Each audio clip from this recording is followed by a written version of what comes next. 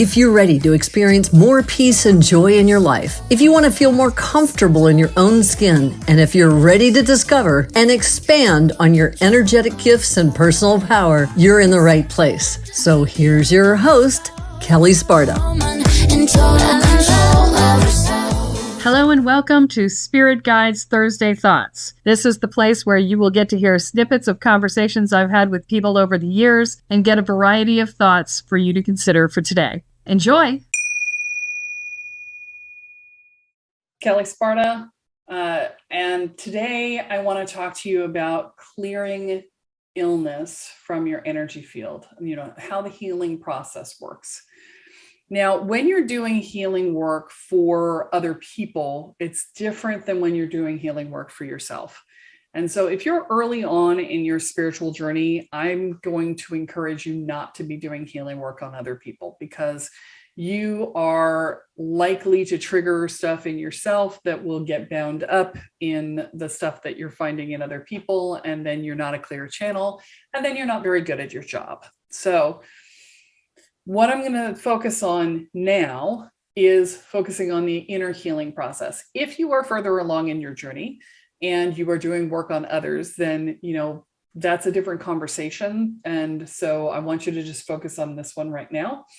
And if you're interested in learning more about that, by all means, reach out and, schedule a discovery call. I'm happy to talk to you about that if you're further along in your journey. But for those who are looking to do healing work on themselves, what I want to talk to you about is the inner healing process. And it's actually remarkably hard to do energy work on yourself. And, it's very easy to send loving, healing energy to yourself, but to actually do healing work on yourself, it is not difficult to do. It is difficult to believe. And so the lighter your hold on reality, the better you're going to be able to do this. But for those of us like me who have very solid grips on reality, which many of my listeners are going to relate to, the hardest part of doing self-healing work is believing that it's going to work. Because if you don't believe it works, then it's not going to work. And that's the problem. Okay. So keep that in mind. If you know that you can't believe that you can heal yourself, then don't try.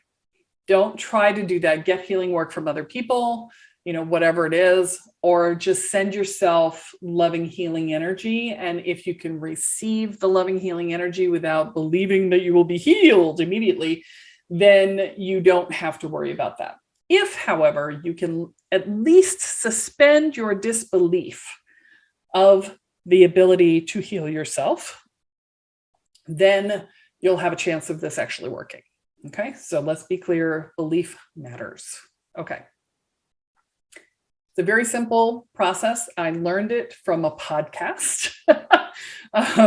This particular piece of healing work I learned from a podcast that was done years ago by a guy being interviewed. The guy being interviewed was the guy known as the Mad Russian in the Boston area. And his name is, it sucks, I can't remember his last name, I apologize. But if you look up the Mad Russian on Google, you will find him, okay? And so this process is a process that he described to remove cancer from somebody's body. And I have found that this process actually works for a remarkable amount of things.